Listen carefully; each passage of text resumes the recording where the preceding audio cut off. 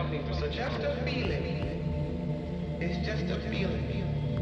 It's like, how do you tell somebody how it feels to be in love? How are you going to tell anybody who has not been in love how it feels to be in love? You cannot do it to save your life. You can describe things, but you can't tell them. But you know it when it happens. That's what I mean by free. I've had a couple of times on stage when I really felt free. And that's something else. That's feeling something else. Like I'll tell you what freedom is to me. No fear. I mean, really, no fear. If I could have that half of my life, no fear. Lots of children have no fear. That's the closest way. That's the only way I can describe it. That's not all of it, but it is something to really, really feel.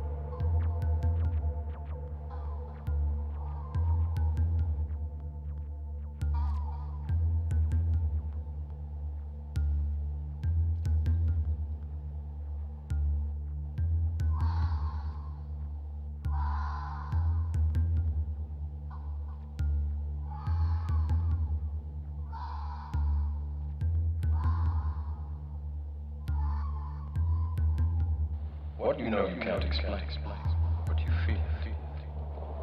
You felt it your entire life. That there's something wrong. You don't know what it is, but it's there. Like a splinter in your mind, driving you mad. It is this feeling that has brought you to me. Do you know what I'm talking about?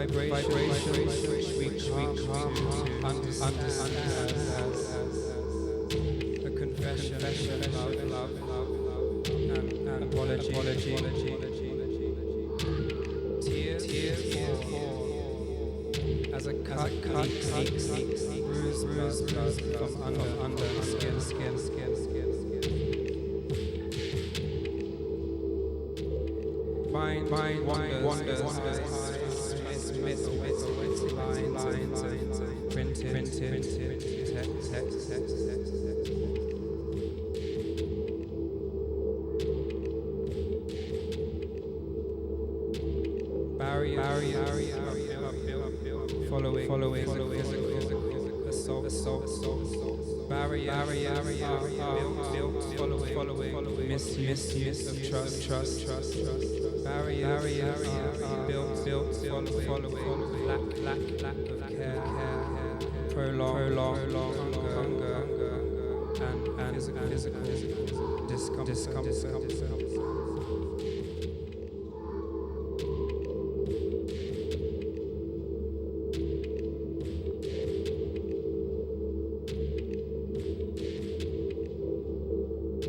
In order to unlock our imagination, to fantasize about possibilities, work to better future, we require survival mentality, which is often triggered by unanswered basic needs related from the body, which form emotional and physical reaction, memory,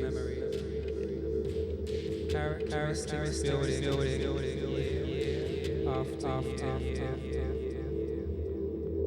had held enough laws, education, institution, media, religion, and politics dictate when, where, how my physical body should exist, and how comfort or discomfort I can experience. Laws, education, institution, media, religion, and politics dictate who my body can be in physical contact with within both private settings.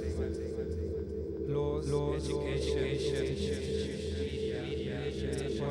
politics dictate what is an acceptable reaction to my blackness, and thus where I can expect more or less safe, more or less seen. Recent historical cases of rape, torture, slavery, and use have continued to be suffered by individuals based on our physical bodies. So I ask again,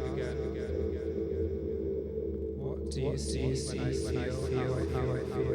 What do you see when I feel how I feel? What do you see when I feel how I feel? What do you see when I feel how I feel?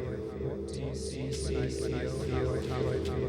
What do you see when I feel how I feel? What do you see when I feel how I feel? What do you see when I feel how I feel? What do you see when I feel how I feel? What do you see when I feel how I feel? What do you see when I feel how I feel? What do you see when I feel how I feel? What do you see when I feel how I feel? What do you see when I feel how I feel?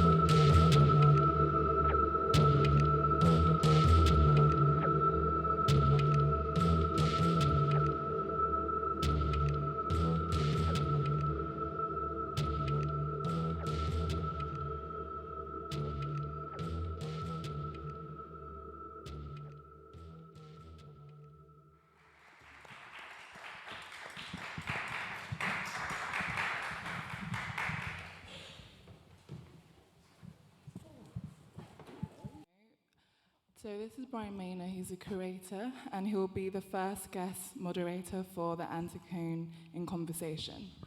I'll leave him to introduce everyone, and I hope everyone's got their seats. Thank you. Thanks, Sade, and thanks everyone for coming to the second takeover at Newington Green with Anticlone. So for some of you who may not know, Anticlone is a gallery, and also a conceptual sort of gallery that was created by Sade English in memory of her mother, Marcia Byfield. So this is the second takeover that's been going on over a month, and we've had some exhibitions over the first week, and for the rest of the month, we're going to have a couple of events and some talks. Second talk is on the 26th, and we've been blessed to have Joshua's piece behind us, which is the last sort of piece of artwork that we can see. So today, I'm blessed to have the three individuals next to me for the talk. We have Wada next to me. So Wada is an artistic and creative director, and also the artistic director for Ubu Nation. Today we saw a film of Ubu Nation a couple of minutes ago. And then we have Joshua Wolford. Joshua Wolford is a multidisciplinary artist who works in various mediums. Today we saw one of them, actually three actually, with the artwork behind. And Joshua recently graduated from the Royal College of Arts. And we also have Othello D'Souza Hartley. Othello is also a multidisciplinary artist who has showed various different types of work in different mediums, and one of them noted as autograph not far from here.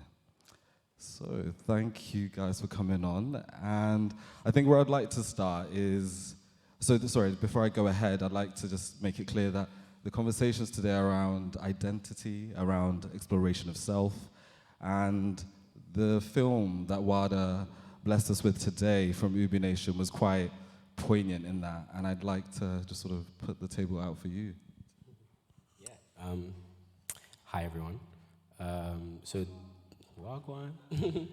there was two pieces today that was shown. Both of them kind of come from a wider project, which is entitled Ruins. The gentleman, for those of you that saw in the video with me, is my creative partner and also co-artistic director of our dance company, Fubu Nation. And we try to work across different mediums, even though we're a dance company. It's quite important to create live work and screen work, and we play with photography and collaborate with different artists of different mediums to kind of do all of that. So Ruins is, it is an exploration of like identity and self. It's really rooted in this concept of like masculinity and what that even means, and more so our relationship to that term internally, and kind of, I think there's a system of rearing that kind of leads or fuels this idea of like performance of what masculinity even means to us, and then we sometimes can feel maybe cornered to subscribe to that performance. So I think Ruins is a play on tension of kind of trying to deconstruct those ideas, and a little bit of an exploration of more so what happens internally with that sense of struggle, as opposed to maybe what's more outwardly presented. Is more the exploration of like the internal psyche and struggle of that. No, definitely. And I think that also took me to your film, Josh, where the idea was, you can't figure me out. You can try and make it make sense, but this is who I am, and I make sense the way I make sense. And was that the intention exactly of how you sort of wanted to, well, in a smaller picture, but also a larger picture? Yes. Yeah, definitely. I think a lot of, I guess everyone, but I'll talk for myself. Like, a lot of my experience is based upon how other people see me and perceive me. And I think, sometimes it can be good, sometimes it can be bad, or maybe sometimes it can be aligned with how you want to be perceived, and sometimes it won't. And I think the project for me was really about trying to understand, or just kind of like listing out, like, what are the ways I assume people see me, and what are the ways that I feel comfortable now recreating those kind of perceptions in front of a camera in my house to put online. So kind of like playing with them, like playing with like being sexy, playing with being like half dressed, playing with being with just moving and being physical, but at the same time asking these questions, like just trying to make the viewer aware that this is probably what they would have seen, regardless if I was moving in the way or not, or regardless if I would have asked those questions, they would have been thinking about that. They would have been putting these certain ways of seeing me onto me before they even know what's going on inside. So it's really about that relation between like the viewer and the individual. Right, no, definitely. It was very reaffirming for me in many ways and kind of reclaiming space watching that. And that leads me to you, Othello. I mean, we've discussed your film in depth previously, but the film where you are the subject and you're actually in the underground car park. That's Tell us a right. bit more. So that film was done in 2018, and it was a year there was so many things going on, and being a black male, this the same year that Edward Enfield became the editor of Vogue, and in that same year, what is that very positive thing happened is that black guy was killed in New York for selling cigarettes, who actually broke up a fight, and that's where that thing came of "He Can't Breathe." And then at the same time, in South Africa, in Pretoria, black girls are being sent home because their hair was natural. And I think in that particular year, there were so many positive things, but also at the same time, very negative things. And then that was the same year that David Lammy gave the speech about the Windrush generation, and he gave that amazing speech in Parliament.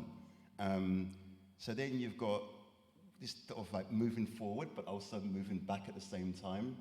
And I felt as a black person, there was a lot of like pressure because it's like you're seeing someone who looks like you in New York, and then you're celebrating someone like Edward Enfield becoming the first black editor of Vogue, which is a major fashion magazine. And then at the same time, you've got David Lammy giving a speech about the Windrush generation who have been sent back, and it all came out about how many people have been sent back to their home countries who came, and some came with their parents, or some came here to work, and some came as young kids and been sent back to the countries that they've never been to, or since they were children.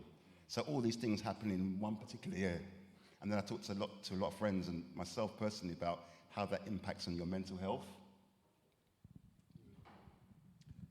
So the decision to use yourself as the subject, was that, because I've seen yourself as a subject in your photography as well as in your film. And did you feel like a sense of responsibility or a sense of, because I really, like as yourself, do you really identify with what's going on in society and therefore you want to be the subject, or? Well, for that particular piece, wasn't just about, yes, it was about how I felt. Some things I'm removed from, but even if you try to remove yourself and you can say that it's happened in America, it still has some effect on you because you're watching someone who particularly looks like you, and then you see someone and then you find out the background behind the story, and you're talking about 2018, but there's a black man being killed on the streets, and you see them they were all on top of him, and there's people saying that he didn't do anything wrong, he was actually stopping the fight. And then, like I said to you, you're celebrating this thing that this person now has become the editor of magazine, and then you're hearing things like in Pretoria, which is South Africa, you're hearing about black girls being sent home because their hair's afro. So it's like this. And then you're having these conversations, and then there's things that you go through in yourself. So it has sort of an effect on you subconsciously, even if you're not living the experience completely. Yeah. But then when you see all these things, so it's like this. And then, as I talked about, it's a lot to do with mental health, how it affects you mentally, but watching all these particular things when it's up and then it's down, it's up and it's down. And it could be you, in a way. This is it, yeah, no, 100%. And in terms of sort of how we explore our own identities as individuals, I know how perhaps I have, whether it's through the work that I've created or who I work with, but can anyone here just sort of elaborate on that and how they have done that independently? Sort of exploration, how yourselves have explored your identity, maybe if it's through your work, if it's through different mediums, because for example, a few of you are multidisciplinary artists. Is there a particular medium that you have done that through? And actually, how's that made you feel as you've gone through that journey? I think for myself, my background and a lot of my training has been physical, and it's been dance related, but I've always been inspired more to make than do. So I feel like, for me, it always starts from that physical place. Whatever I do begins with my physicality, and then from there, I can kind of maybe hone in and then grow and then develop. So even like the piece that was shown today, like I mentioned earlier, is a series of, it encompasses a 45-minute live show. And this is, what we're showing today is like an adaptation of, I guess, just different fragments of what that 45-minute piece is. And then alongside that, there is a series of photography that kind of goes alongside it. So for me, it starts in this very physical place, and this is where I develop my ideas and where I kind of hone in on the themes that I want to touch on. And then from there, I will kind of question and ask myself, how does this look if we took it and we wanted to adapt it into a series of still images, and how can we still take those same themes and concepts that we're working on in this very like physical space that is supposed to be shown on stage and experienced live and kind of capture it in a moment, but it still feel like the same thing, and the same with film. And so I don't know if I'm answering your question, but in short, yeah, I think for me it always starts in the studio. It starts with my connection to my body and how things feel within me physically, and then from there I can paint a clearer picture of what I'm trying to say or trying to do, and then I can allow that to kind of grow and translate into different mediums.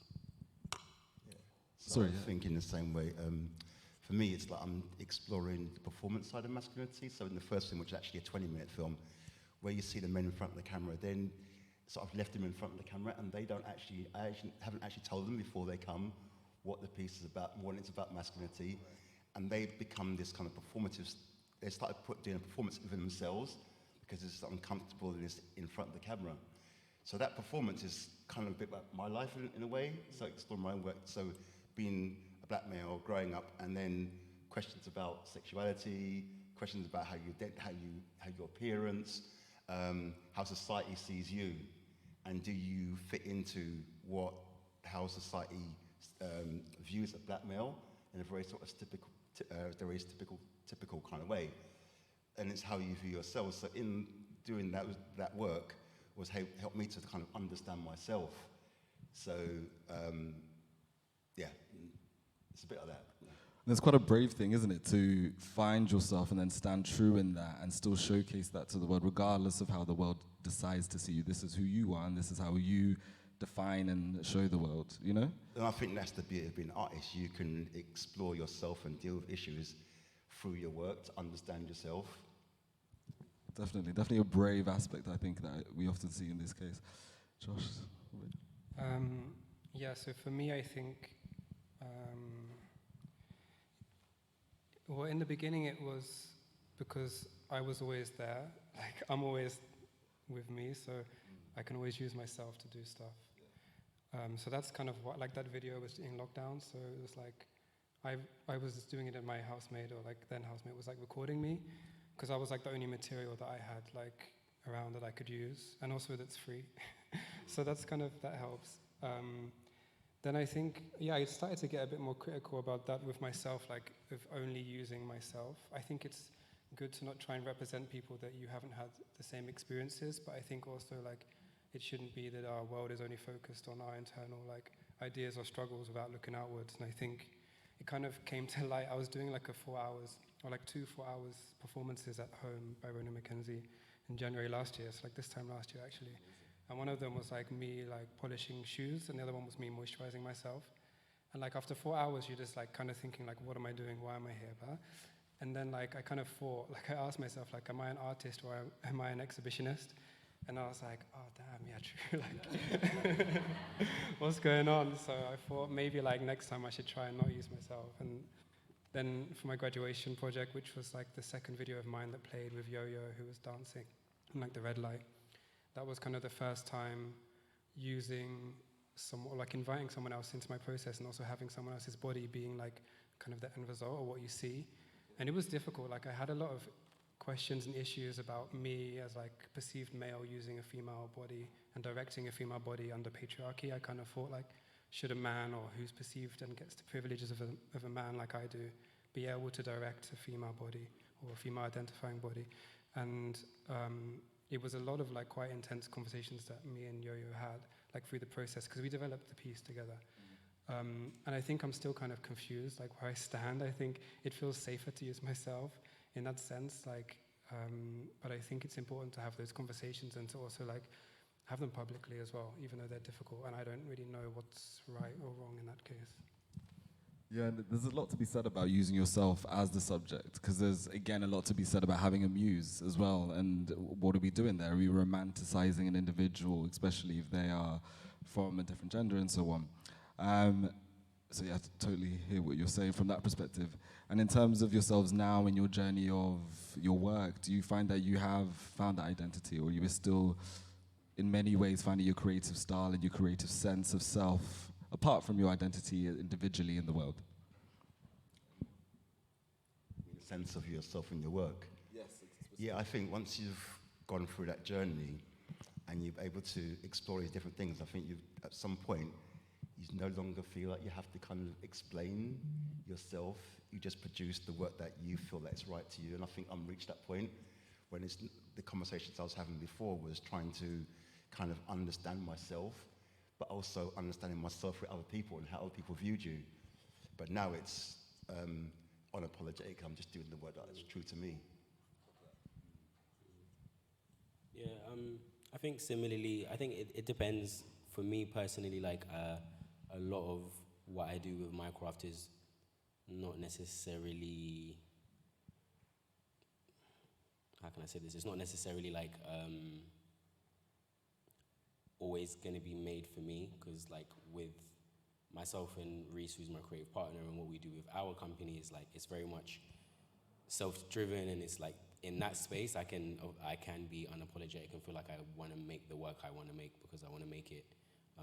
But a lot of the work that I do is kind of outside of that, and it's like choreographically, it's like taking on commissions and working with different people, maybe working with a company or a group of people that aren't necessarily my chosen collaborators. And that is a different kind of space to navigate, because you kind of have to work with what you're given. But a good thing that has come from that is it's been a great playground for me to explore my process of making and what that looks like for me in the studio, and how I can develop my ideas in collaboration with all of these bodies that I have in the space, and that has helped me hone what I then do with my personal projects a lot more, because I've kind of, it allows me to go through these motions of like trial and error, and it might be a bit problematic to say, but I'm less precious when it's like not my own work in that way. It's like I am more willing to try and fail, and so I think that has given me like a set of tools that I feel very comfortable kind of starting from.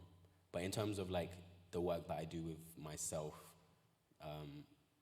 I don't really think too much about the perception of others or how it's viewed or how it's seen, and I move more from a space of like, it has to feel good for me, because if it feels good for me, then I can be convincing to those watching.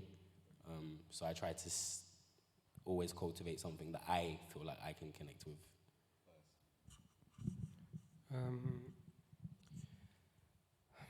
For me, I think it depends. Yeah, I think.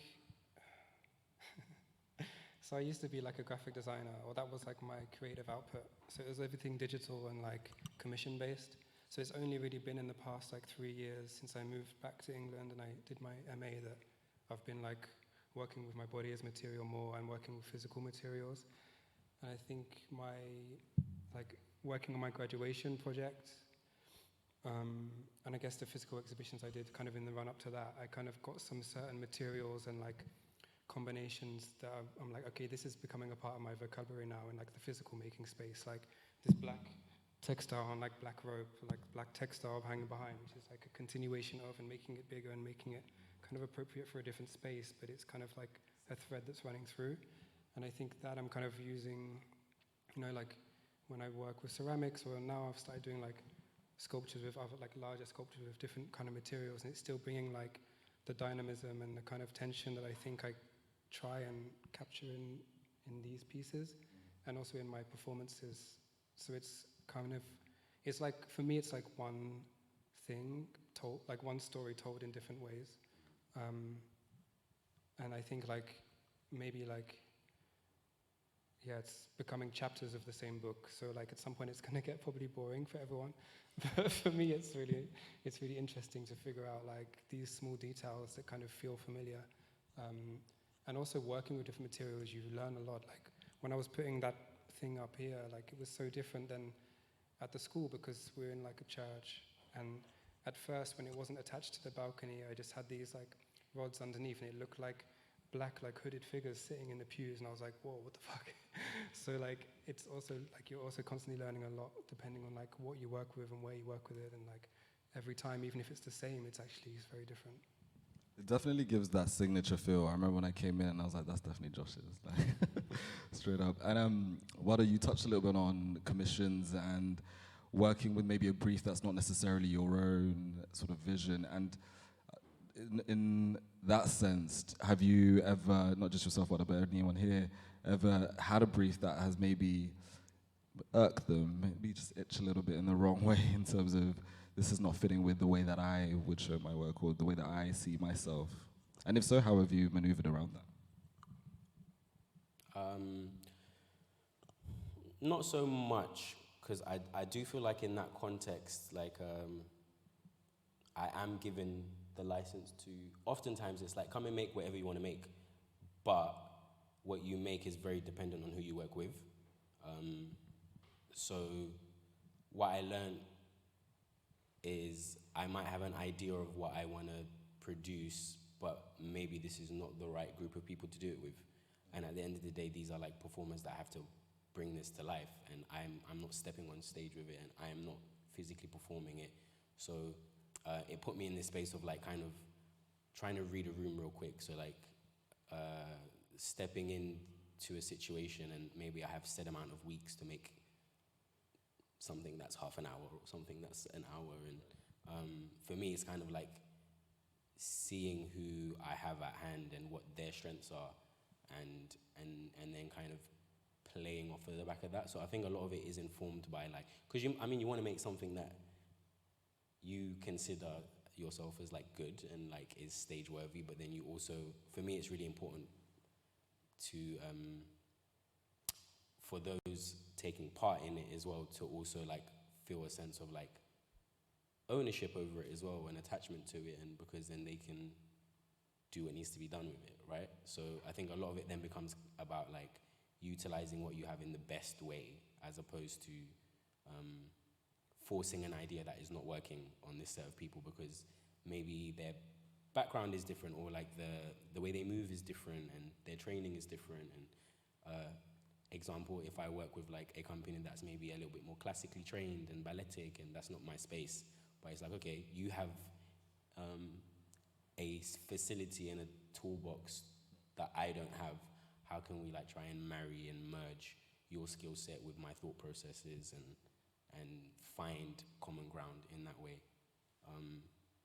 But no, I feel like I rarely like am given really rigid parameters to work within in that way. Yeah, I think the only time I have those sort of conversations when I normally meet curators or gallerists, who then, when you're having conversation with them, it's about, we spoke about it before, about the black aesthetic and why is your work dark? And then the conversations would be about the culture you come from. You come from a sort of rich, colourful colour culture, and then it's going over those hurdles and then trying to understand is why is your work dark, and why don't you add more colours? And if you talk about compromise, I was just talking to a friend of mine there, and like, I did compromise recently for a private commission where it didn't want a black background. There was a private commission, so I did compromise on that. But usually when the compromising comes, it's not compromising, it's just when you meet gallerists and they meet you and they're just like, why is your work dark?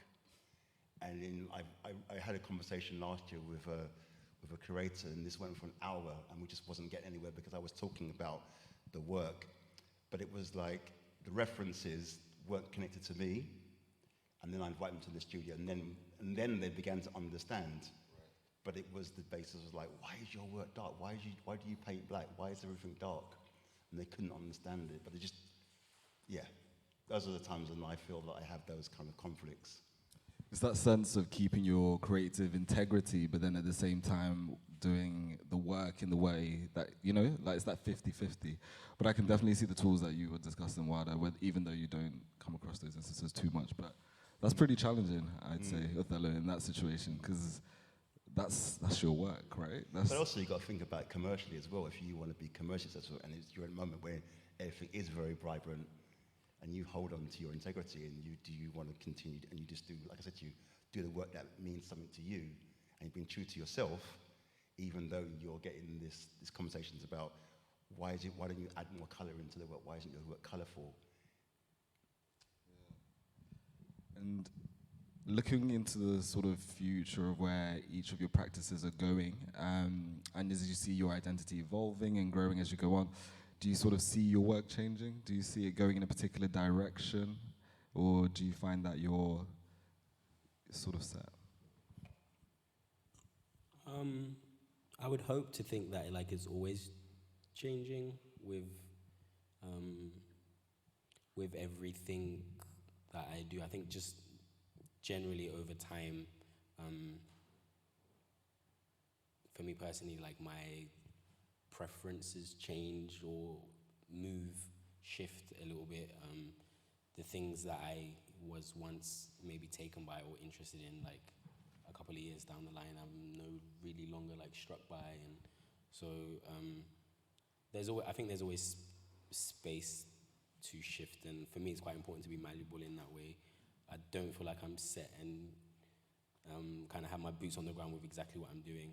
I feel like, I mean, the piece that was shown today was created in like originally in like 2019, and then that adaptation of it was shot in 2020. But the research for the whole project began in like 2017, and I'm like not there anymore. But over those years, just through some of the work that I've been doing, I'm gravitating a little bit more to film work, and I feel like that is implementing itself in my practice a little bit more in a way that maybe it didn't before, even with like these examples of like some of my work that was shown today. I would approach that scenario in a very different way now had I gone to film this today, or you know, like in the now, like I would have a very different process of how I would approach that, because I feel like I have had a little bit more experience with how to work with film since then, and that was very like, it was really rogue. It was really like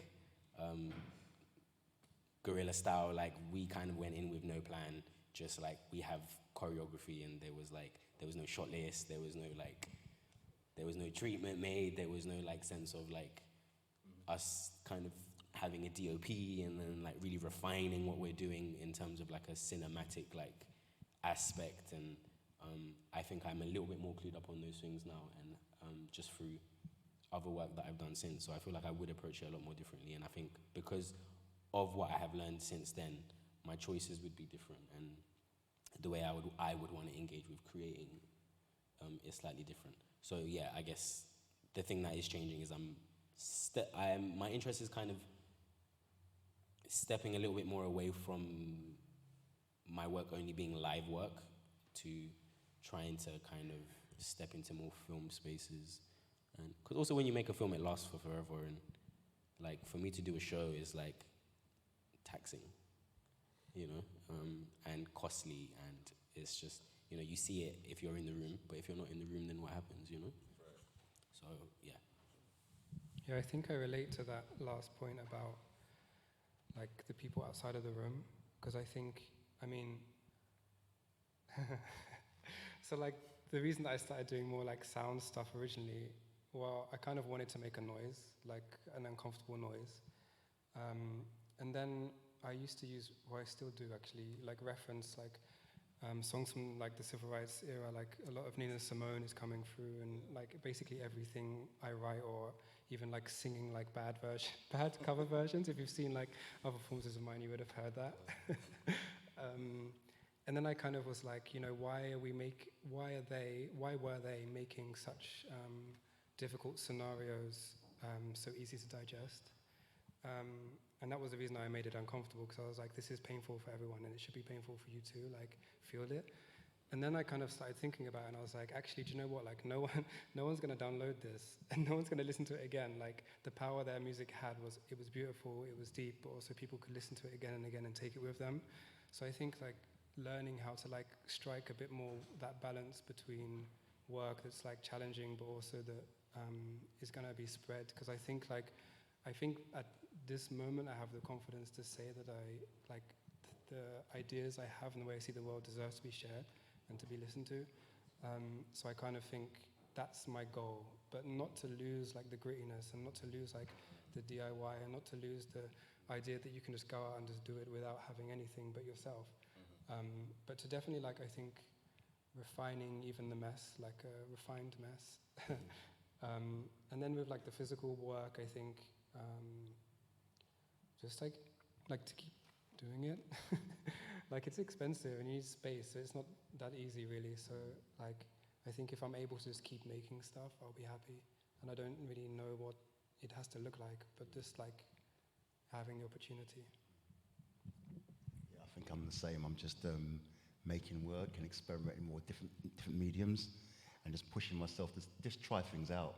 Right. So it's much more like a playful approach to the work. So going into the studio and not necessarily always having the idea, but going in there and then trying things out until you, by experimenting and keep working on it until it comes, but not having that. But you have a slight idea, but then be bit more fluid, work more loose, and then see what the outcome will be, and then trying things out. And some things don't work, but it's just that process of trying it and then moving it on, then incorporate into the work that I want to make. So I think I'm much more doing that now. Thank you for sharing that. And I think, particularly Josh, in terms of performance work, it's an interesting time right now where people are starting to understand it a little bit more and putting value to it where they didn't beforehand. So I'm hoping that those opportunities to play around and disturb spaces can occur a little bit more. Not sure how we're doing with time, but I'd like to put it out to the floor to see if anybody has any questions at all.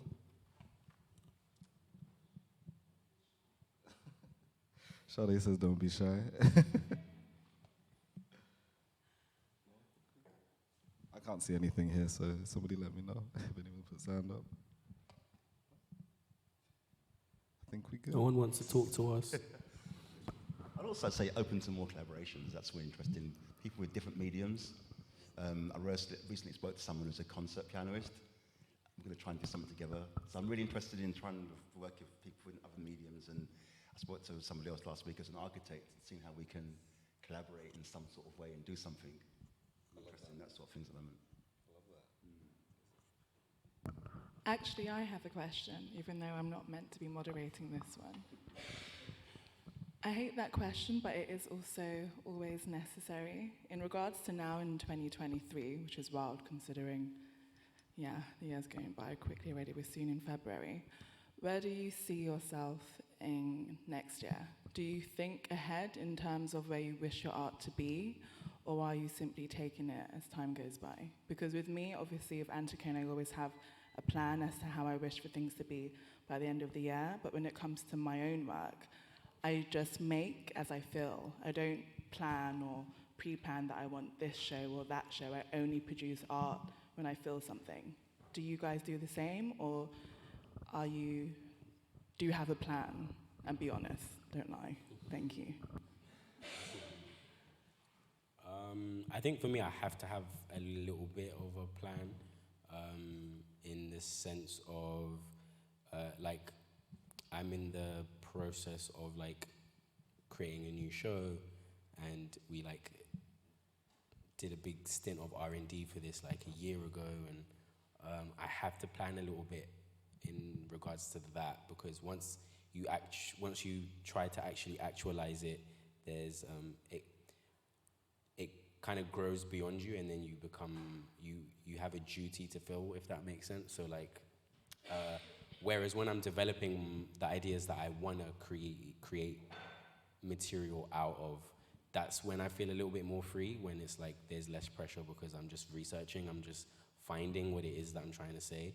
But once it becomes like, okay, we're making a show now, then there's interest beyond yourself, because that show has to be programmed in a theater, and there's like you have to deliver 1 hour because that's what you said you're going to do, and then there's like a tour in place that's being planned, and there's dates that are like gonna come to fruition like a year from today, and like maybe in 6 months from today I will like not be in that place anymore, but by that point, like, you know, there's been a commission, there's like money involved, there's like a team working on it, there's it goes a little bit outside of yourself, and then you have to fulfill that obligation. And I think that's the thing with the dance world anyway, and performance work.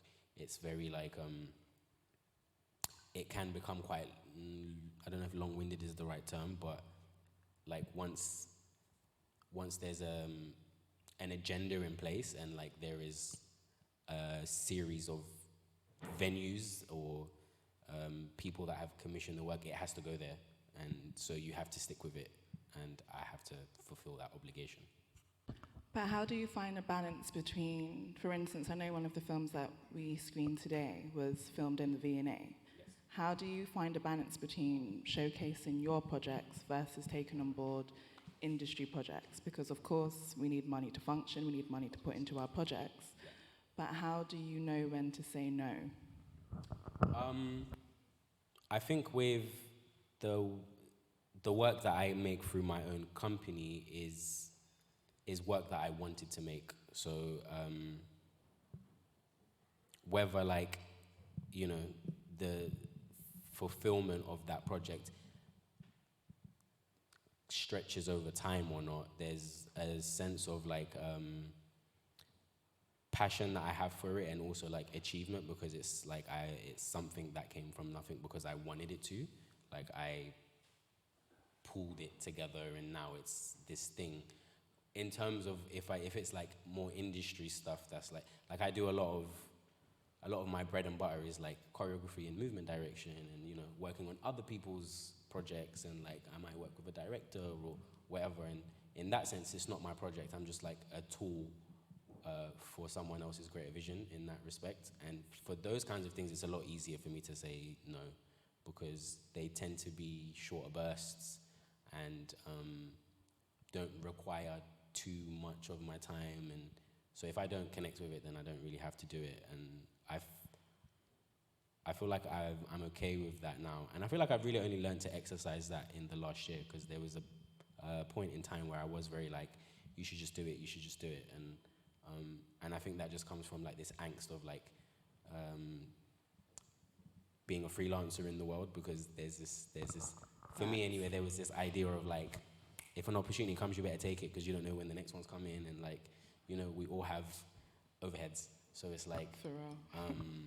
but I've learned, and I think I've been doing it for long enough that like I feel like I've found my flow, and I feel like I've developed a network, and I trust that like things will keep coming, because they kind of always do. So when something comes that maybe that I don't align with or don't agree with, I'm a lot more comfortable with saying no, because I have had those experiences of like saying yes and then like absolutely not vibing with it, and then not enjoying my time on it, and being made to feel like I'm in a little bit of like a rock and a hard place.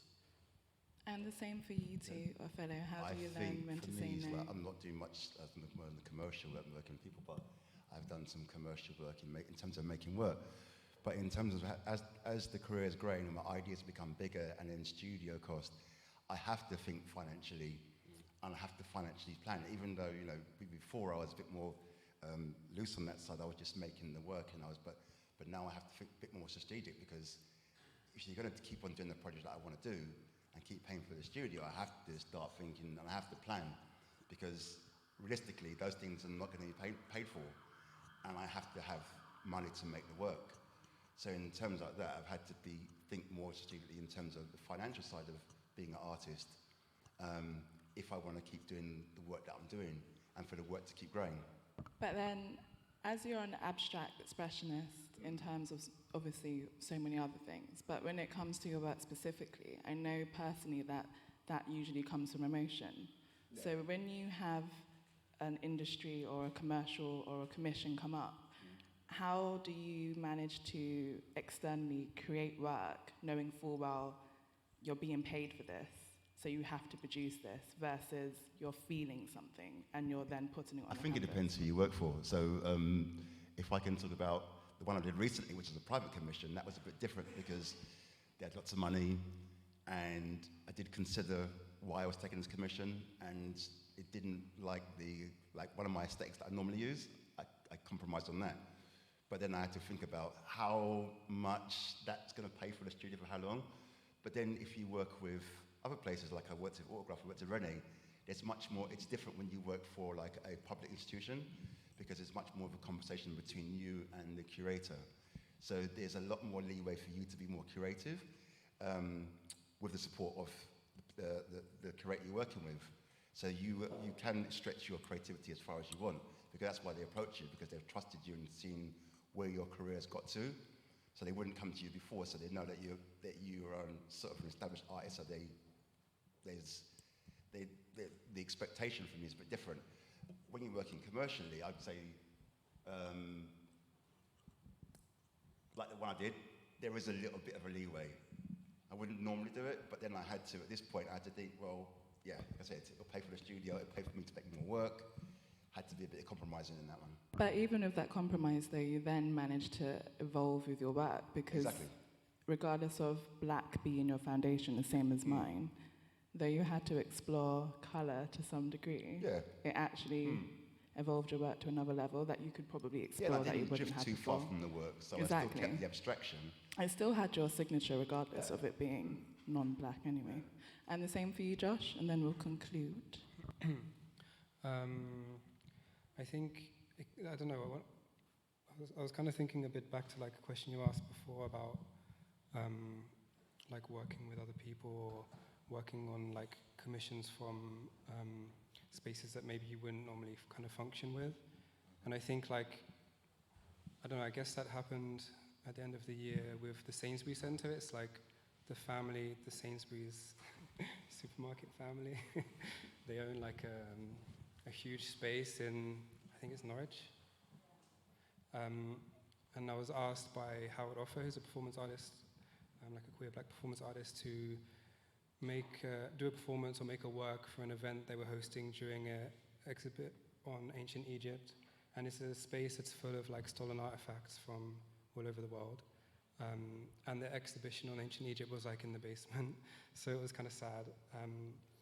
And Harold decided to like take the commission and kind of like twist it in favor of like Afrofuturism, rather than like focusing purely on like Egypt as this kind of like token African country that everyone kind of draws inspiration from. And for me, like I couldn't be there physically because it was my cousin's wedding, but I made a video, and then my reaction to that was kind of like, I trusted Harold and like the negotiations he'd made, and the work that I created. I was basically, when I sent it to them, I was like, I don't know if you're going to want to play it, but this is what I've made.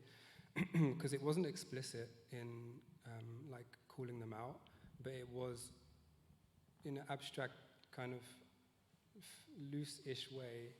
It was like about like violence on like other people, and like specifically me. Like that was supposed to be playing on the screen that fucked up in the end, but like I made this video, and then I was like, this kind of like, obviously black because it was me, but like non-human potentially creature that exists in the world. And I kind of wrote a poem about like the kind of like constant need to fulfill ourselves and like sustain ourselves, even though the world is constantly decaying, and kind of talking about like rich people continuously like trying to maintain their wealth. And then there was like scenes of me like hanging from a tree, like from the leg, but like referencing a lot of like violence enacted upon bodies in order to kind of keep what is in this space, you know. So like I wanted them to play that like sound and that reflection while people were looking at the artifacts, and kind of that phrase I was repeating, "You stole my breath," which is like obviously kind of reference to George Floyd, and kind of also reference to these artifacts which have been stolen and kind of like placed in a different context. So yeah, I think my reaction to that was like making something that like maybe they don't want, but they've paid for it now. That's powerful, though. Your ancestors would be proud.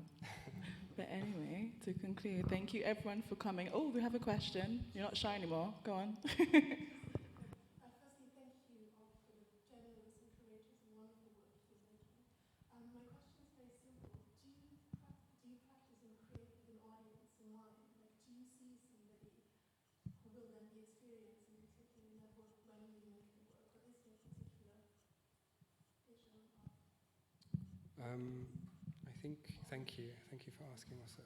I think for me, like, yes and no, like, because my background is communication, I was always kind of, especially with performance and especially with like a performative action, like moisturizing or like polishing the shoe, it's like, it went through a long process of like, why would I choose this specific action? Like, what do I want the person coming in to kind of understand or see from this very like simple 4 hours thing? So I think in that sense, it's like, I'm doing it because I want to do it. And it's something that's very personal to me, but at the same time, I want people to kind of like read signs. So for example, like the boot I used was like a Dr. Martin, which is obviously like an English thing, but it's also kind of like the laces I used were like specifically military because I was in the military for a few years, and like polishing is like a practice that you would do there to kind of like make yourself ready for display more or less, but also kind of referencing to like black people polishing shoes for money. So it had like, I was trying to find things which had many layers of meaning, but in one very simple like action. So I think in that sense that you have to think about what people are going to see or understand, otherwise you're never going to hit where you want to hit.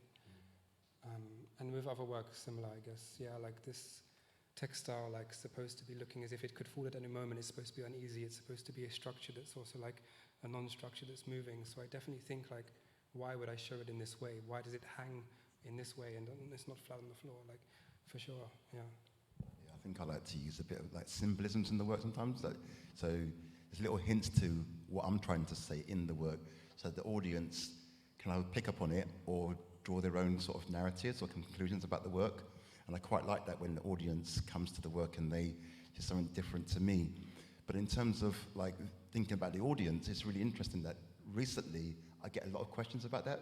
People asking me, who is the audience? What sort of audience would like your work? But I'm getting that from externally from other people rather than from myself. And I think that's because if you're starting to think of going into the commercial arena, they kind of like ask that question to who is your audience, or who do you see as your audience? And I've had to think about that a little bit, but that's not in terms of making the work, it's more them just trying to understand, I think, commercially where your work is, or where do we place your work. But that's not me driving those questions. It's coming from questions from, say, from gallerists and stuff. They're asking me those questions. But in terms of the work, it's playing with symbolisms, or maybe using a certain colour and gets you to question why I've chosen that particular thing, or why have I added that into the work, and the little hints, but not giving too much away, because I'm very much trying to minimalise how much I give away, but leaving enough to provoke a conversation. I think for myself, I think just because of the context of like the medium that I work in, which is dance and performance and like theatre, and I have to consider that to a certain extent, because in terms of live work anyway, it's always quite long. It's always quite a long piece. So I think like the shortest one we've ever done is like 45 minutes. Sometimes you're expecting an audience to sit with you for like an hour or more. So I think about it in terms of like, once I've kind of gotten everything out and poured all my ideas out and feel maybe a bit more affirmed in the concept and the themes that I'm using for this project, I do then have to kind of think about the audience when I'm thinking about my structure and the way that I piece it together. And also I feel like as a movement artist, like, but someone who creates, like choreograph, like what feels good to us as movers isn't always engaging for people looking at you, because dance is an experience, so I can really have fun and like be fulfilled in my movement for myself, but it's not reading in the same way that it's feeling. So I do have to question those things, and I always ask myself like,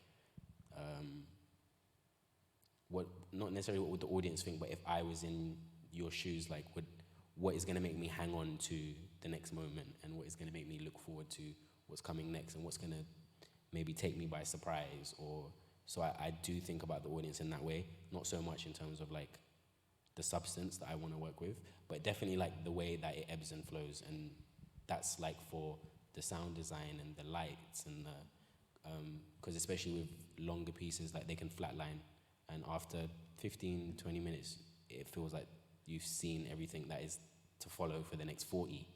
So it's like, how do you keep it moving in almost like a movie? Like you want it has to have a sense of a journey.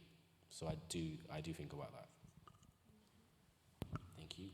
Thank you for the question. And to conclude on that journey, thank you, Brian, for being the first invited curator to moderate the Anticlone conversation, and thank you all for being on the panel. If you want to see any of Joshua's work, you can also go to the second floor, and there are a few pieces that were at the Anticlone takeover that are there. But yeah, thank you guys, and have a good night.